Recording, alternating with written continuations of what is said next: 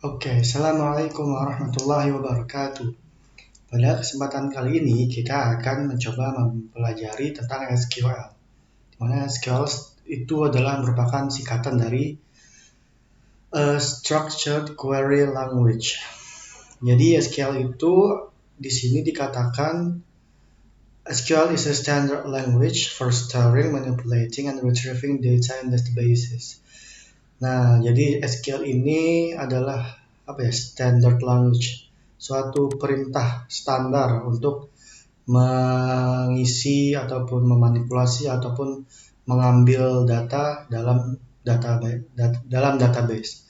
Nah, jadi kita di sini coba belajar dari situs WeSchools, itu w3schools.com. Kita bisa pilih tutorial belajar SQL-nya di sini. Nah, jadi SQL itu adalah Structured Query Language, di mana dia itu adalah singkatnya merupakan perintah untuk melakukan penyetoran dalam storing maksudnya menginput data, memanipulasi data ataupun mengambil data. Maksudnya memanipulasi itu mungkin dari data yang tersedia kita ingin convert menjadi suatu data lain, misalkan data yang diinput berupa tanggal, lalu kita mau ambil tahunnya saja atau sebagainya, itu mungkin yang dimaksud dengan manipulating. Dan retrieving itu untuk mengambil, artinya mengeluh itu untuk melihat data-data yang sudah sebelumnya di store sebelumnya. Nah, SQL itu ada beberapa bahasa yang terkenal, itu ada MySQL, SQL Server, dan sebagainya. Ada Oracle, Postgres, dan sebagainya. Nah, untuk mempelajari SQL, kita bisa belajar di situs-situs tempat ngoding online. Nah, salah satu atau dua di antara situs ngoding online yang saya gunakan yaitu yang pertama adalah REPL.it, dan yang kedua adalah rextester.com. Nah, di REPL.it ini kita bisa memilih di REPL maupun di Rextester dan mungkin situs-situs ngoding online lainnya, kita bisa memilih bahasa yang kita inginkan. Nah, jadi di sini saya sudah menyiapkan materi untuk mengenal SQL. Nah, pertama buka page saya repl.it/@muhakizam. Lalu kita buka REPL. Di sini nih istilah file-filenya namanya REPL. Kita buka REPL yang berjudul Introduction to SQLite. Nah, sebagai pengetahuan tambahan, SQLite itu juga merupakan salah satu bahasa SQL. Nah, sebelumnya kita lihat dulu WeSchool-nya tadi, mungkin ada informasi yang penting di sini. Ini adalah salah satu contoh query. Jadi query itu adalah perintah yang akan kita jalankan. Jadi untuk kedepannya kita menggunakan istilah query merupakan perintah yang kita berikan untuk melakukan suatu pekerjaan. Nah, lalu di sini ada informasi apa ya? Coba kita next. Nah, what is SQL? SQL stands for Structured Query Language. Nah, jadi di sini dikatakan SQL membuat kamu bisa memanipulasi data pada database. Nah, ini mungkin pengetahuan basic yang mungkin kita butuh ketahui di kemudian waktu saja. Nah, ini sepertinya penting. What can SQL do? SQL can execute queries against a database. SQL can retrieve data from a database. Retrieve itu mengambil, menampilkan, select. Jadi kalau retrieve itu pakai keyword select, kalau insert pakai keyword insert, kalau update, insert ini fungsinya untuk storing data to database. Nah, SQL can update itu mengubah data yang sudah ada, kita update. Bisa juga mendelete record from database, jadi kita mau menghapus suatu record itu kalau kita pandang sebuah tabel, record itu merupakan barisnya. SQL can create new database, create new table in database. Jadi tabel itu adalah jadi database itu adalah tempat diletakkannya tabel-tabel, kurang lebihnya seperti itu. Mungkin nanti ada komponen-komponen lain seperti stored procedure dan sebagainya. Tapi tabel itu terletak di database. Nah, nah ini mungkin cukup sampai di sini. Wait. RDBMS stands for Relational Database Management System. Nah, oke, begitu ya. Jadi ini secuplik pengenalan mengenai SQL.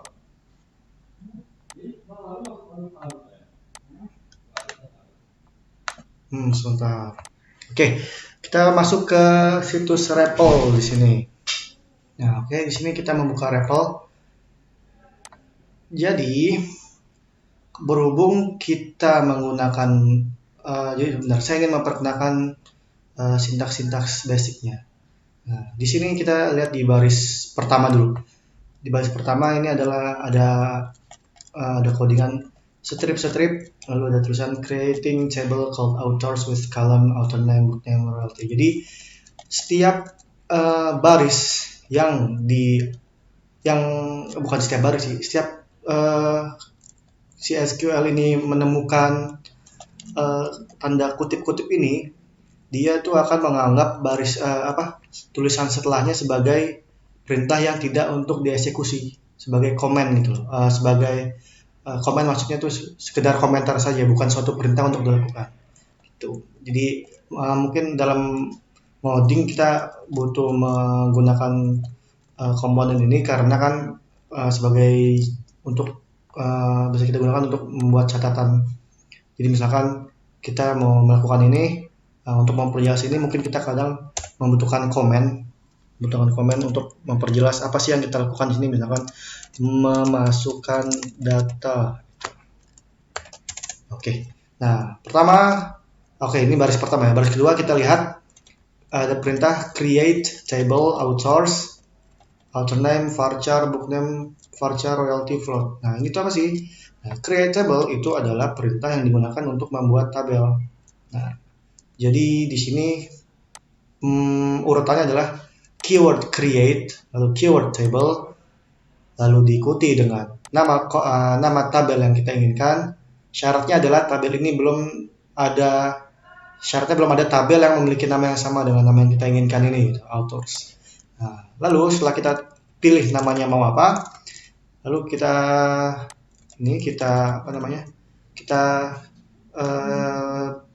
lihat daftar kolom yang diinginkan itu.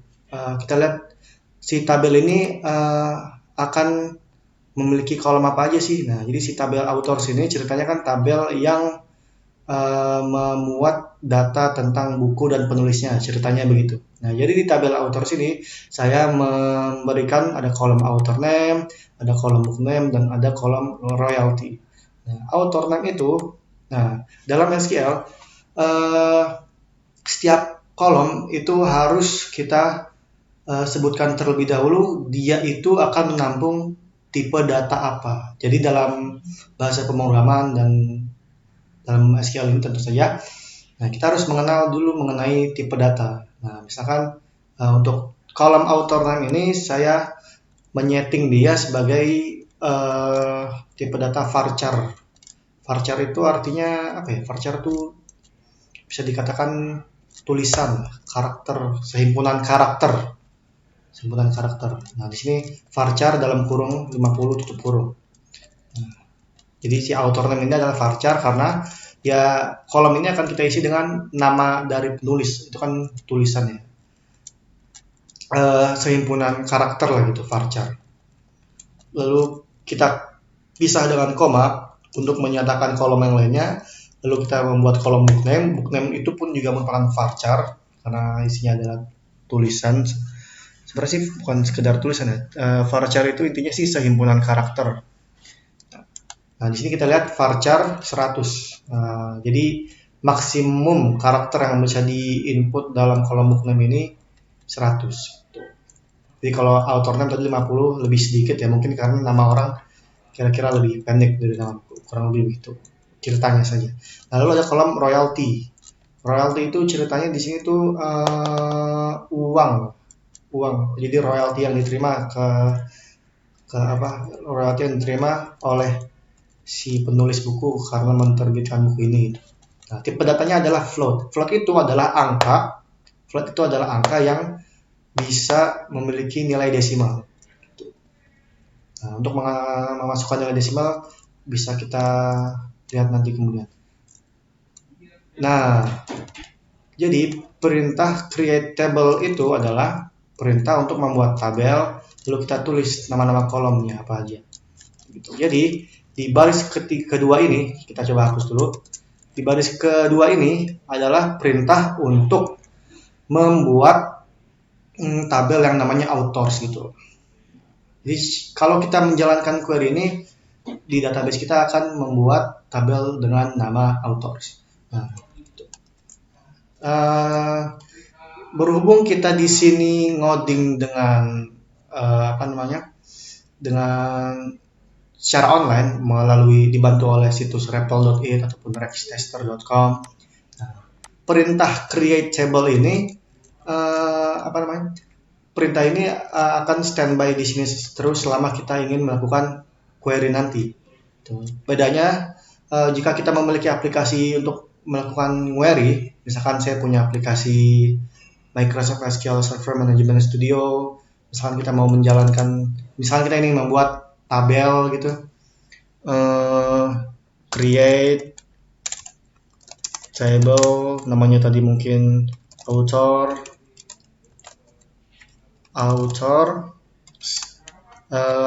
kita copy aja, create table authors, author name, book name, royalty varchar. Authors dia punya kolom tadi ada apa aja, ada author name, ada book name, ada royalty. Author name itu adalah kolom yang bertipe data varchar, jadi kalau nggak salah 50 karakter maksimum. Lalu book name ada kolom yang bertipe varchar juga 100, dan ada royalty yang bertipe float. Coba kita jalankan query-nya, execute. Command completed successfully, artinya kita telah membuat tabel dengan nama authors.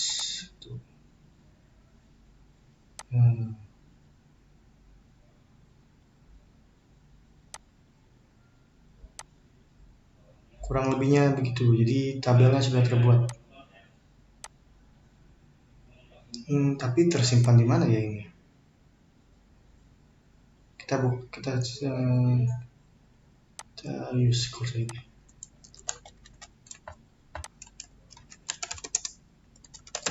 Use course. Nah, di sini kita lihat di database course kita sudah memiliki tabel dengan nama authors. Artinya ketika kita jalankan query ini lagi, dia akan memberikan pesan error. Kenapa? Karena sudah ada tabel dengan nama authors di dalam database course ini. Jadi kan sebelumnya kita sudah menyinggung bahwa tabel-tabel ini akan dimuat di suatu database. Jadi di satu database tidak boleh ada nama tabel yang sama. Nah, jika kita ingin query di dalam aplikasi seperti ini, perintah create table ini hanya perlu kita jalankan sekali, yaitu untuk membuat tabel. Jadi untuk selanjutnya, untuk melakukan query ya tinggal kita jalankan query yang kita inginkan, select all from apa nama tabelnya gitu. Berbeda dengan ketika kita ngoding online dalam situs Rextester maupun repl.it. Query ini harus tetap ada karena mungkin dia mungkin tidak diberikan ruang untuk membuat tabel atau apapun itu. Oke. Nah, lantas misalkan kita baru ada satu baris ini. Create table authors, author name, varchar. Artinya kan kita baru membuat tabel. Perintah sederhana yang kita gunakan untuk melihat isi dari satu tabel adalah select bintang from authors. Nah, perintah ini digunakan untuk melihat tabel authors. Kalau kita jalankan query-nya, sudah dijalankan, hasilnya tidak ada. Kenapa? Karena tabel authors sebelum kita isi data apapun. Jadi dia tidak menampilkan apa-apa. Nah, untuk mencoba mengisi tabel authors ini, coba kita input satu datanya, satu baris saja. Kita cut lah, kita sisakan pertama saja. Kita jalankan query-nya. Sudah. Nah, jadi kita punya dua buah dua buah perintah. Perintah pertama untuk membuat, perintah kedua untuk memasukkan data ke dalam tabel. Coba kita lihat apa efek dari kita membuat query insert ini. Insert select all from authors. Nah, setelah kita memberikan query insert ini, maka setelah kita jalankan query-nya, maka kita akan melihat hasil dari tabel authors ini. Kita sudah ada record yang tertampung di dalam tabel authors. Gitu. Oke, kurang lebihnya seperti itu. Nah, sekarang saya akan menjelaskan tentang insert into, yaitu perintah untuk membuat atau perintah untuk memasukkan record ke dalam table kita. Nah, kita lihat sintaksnya, insert, ada keyword insert, lalu keyword into. Jadi kita ingin memasukkan ke dalam apa, kita specify, kita sebutkan nama tabel yang kita inginkan, yaitu tabel authors. Artinya kita akan memasukkan atau menginput data ke dalam tabel author, lalu diikuti dengan himpunan kolom dari tabel authors yang kita ingin isi.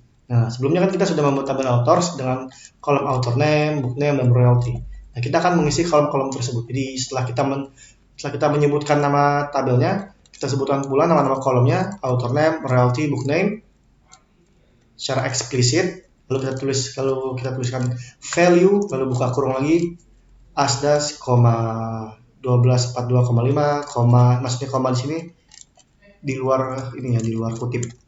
Lalu ada title B. Nah, jadi kita kan ingin memasukkan data ke dalam tabel author. Tabel authors ini punya beberapa kolom, ada author name, royalty, dan book name. Nah, kolom author name kita isi dengan asdas. Lalu kolom royalty kita isi dengan 1242,5. Kolom book name kita isi dengan title B. Gitu. Jadi nama penulisnya adalah asdas, nama buku yang tulisnya adalah title B, dan royaltinya sejumlah 1242,5.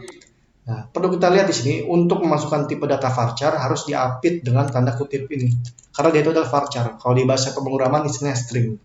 Jadi kita apit dengan tanda kutip ini. Nah, lalu untuk royalty, kolom kedua yang kita input, untuk kolom royalty, dia tidak diapit dengan kutip, bisa tidak diapit dengan kutip, yang penting dia itu merupakan angka, gitu. Karena kolom royalty dia adalah kolom yang menerima float, tipe data float. Seandainya di sini kita buat dia menjadi suatu tulisan, misalnya kita buat menjadi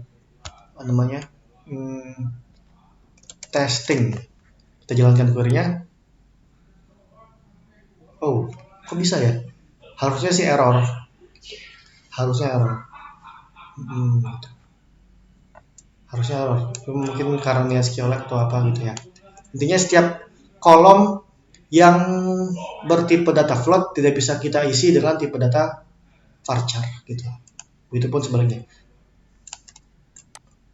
Oke, kita kembalikan. Oke, jadi kita sudah tahu create table, kita create table fungsinya untuk membuat tabel, lalu insert itu fungsinya untuk menginput data ke dalam tabel.